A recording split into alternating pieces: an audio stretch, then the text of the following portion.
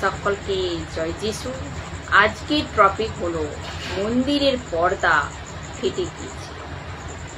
এই বিষয়ের উপর আজ কথা বলব।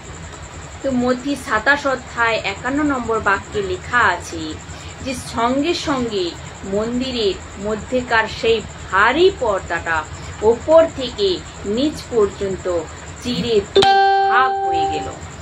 পৃথিবী কেঁপে উঠল, বড় বড় পাথরের চাই ফেটে গেল। তো এই যে বাক্য বা বচন এ বলে কি ওপর থেকে নিচ পর্যন্ত ফেটে গেছে মন্দিরের পর্দা। তো ওপর থেকে নিচ পর্যন্ত কেন নিচ থেকে ওপর পর্যন্ত ফাটলো না? ওপর থেকে নিচ পর্যন্ত এই জন্য ফেটেছে কেননা পরমেশ্বর নিজে একে ফাটিয়েছে। হ্যাঁ বন্ধুরা, পরমেশ্বর একে ফেড়েছে। আর যখনই যিশু মাসির মৃত্যু হয়েছিল মন্দিরের পর্দা ওপর থেকে নিচ পর্যন্ত ফেটে গেছে। তো মন্দিরের পর্দা ফাটার কারণ, আর আমরা এর থেকে বন্ধুরা এই লাইভ চলার সময় কেউ আপনারা মেসেঞ্জারে ফোন করবেন না, নয়তো আমি ব্লক করতে বাধ্য হব। তো মন্দিরের পর্দা ফাটার কারণ কি, আর আমরা এর থেকে কি শিখতে পারি তা আমি আপনাদের বলবো। পরমেশ্বর কেন মন্দিরের পর্দা ফেড়েছে, এর পেছনে কি কারণ ছিল? এর এক মন্দির ছিল যেখানকার পর্দা ফেটেছিল, আর যেখানে কিছু চলতো যাকে স্যাক্রিফাইস বলতো। বহুত কিছু রীতি রেওয়াজ ছিল। একে পরমেশ্বরের কিছু পার্মানেন্ট নেই যে বা টেম্পোরারি বা যে নিয়ম ও কি হয়েছিল না ও বানিয়েছিলেন আর যা করতে হতো। আর তারপর যেখানে পরমেশ্বরের মেমনা মানে যিশু নিজে বলিদান দিয়েছে, তো মন্দিরের ওখানে বলিদান হতো আর যিশু নিজে বলিদান দিয়েছে। এই দুটোর মধ্যে পার্থক্য। আর যিশু যখন বলিদান হয়েছিল বন্ধুরা, তো মন্দিরের পর্দা ফাটা স্বাভাবিকই আর ও জরুরি ছিল। আপনাকে বুঝতে হবে কি ওখানে এক অশুদ্ধ রক্তের বলিদান চলছিল। আর এক অশুদ্ধ রক্ত যাকে বলে ইনপারফেক্ট, মানে ও সিদ্ধ ছিল না, কিন্তু সেই সর্বসিদ্ধ রক্ত মিলেছে, মানে পারফেক্ট রক্ত মিলেছে কাকে? তো কাকে মিলেছে না পরমেশ্বরকে।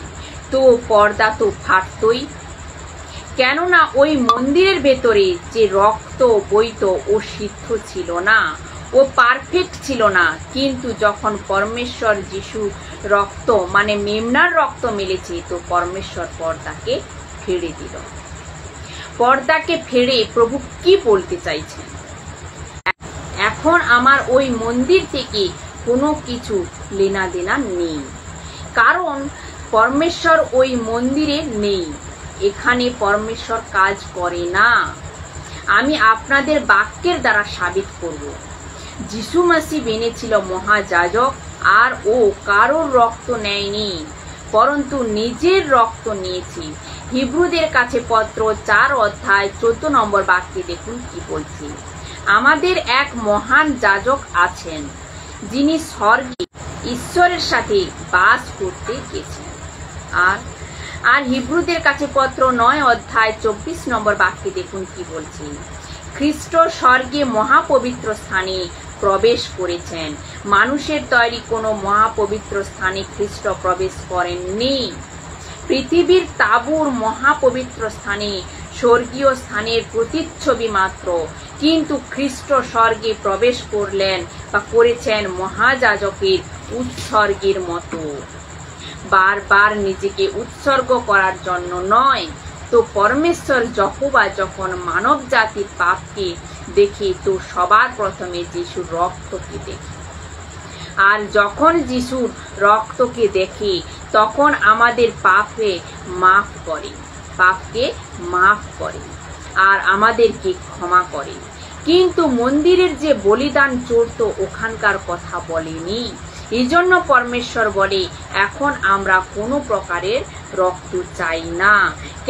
কেননা যে সর্বসিদ্ধ রক্ত তা আমি পেয়ে। হিব্রুদের কাছে পত্র 9 অধ্যায় 12 নম্বর বাক্যে বলছি, খ্রিস্ট একবার চিরতরে সেই মহাপবিত্র স্থানে প্রবেশ করেছেন।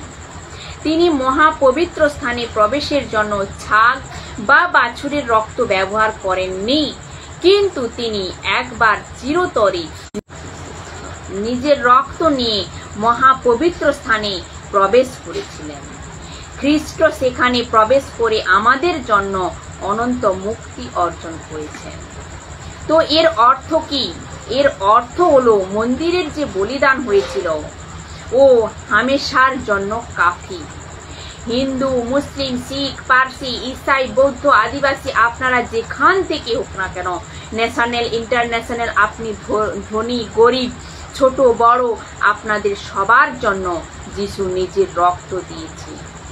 এখন এরপর আর আপনাদের কিচ্ছু করতে হবে না। পরমেশ্বর ওই মন্দিরের পর্দা ফাটার পর কোনোদিন নেই, ওই মন্দিরে আর কোনোদিন নেই, আর কোনোদিন ওখান থেকে স্যাক্রিফাইস নেয়নি। পরমেশ্বরচরিত 7 অধ্যায় 48 নম্বর বাক্যে বলছে, স্টিফেন বলছে, যিনি পরমেশ্বর তিনি কখনো মানুষের হাতে তৈরি গৃহে বাস করেন না।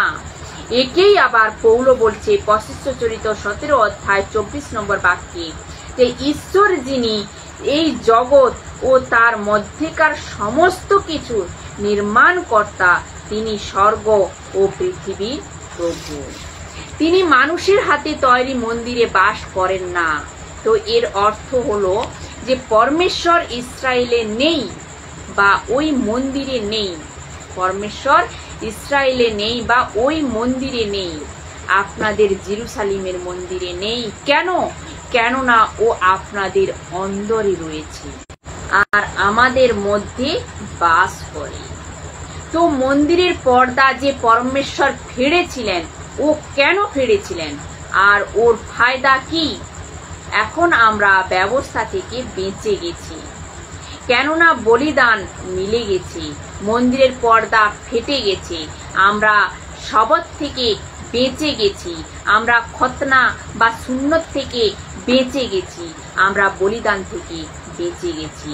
আমি আবারও বলছি, ইহুদি এরকম রীতি রেওয়াজ, রিচুয়াল ফাংশন আপনাকে ফলো করতে হবে না, কেননা আপনি অন্য জাতি আর আপনি যিশুর রক্তে ধুয়ে গেছেন।